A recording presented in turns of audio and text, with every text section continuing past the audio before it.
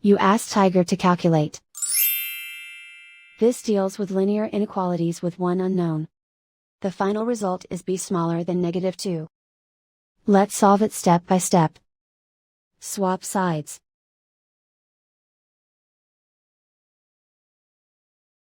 Isolate the b. Divide both sides by 3.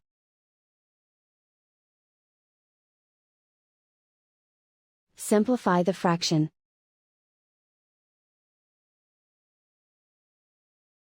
Find the greatest common factor of the numerator and denominator.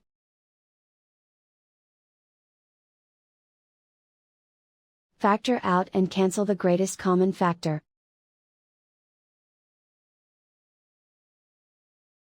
Plot the solution on a coordinate grid. And so the final result is b smaller than -2.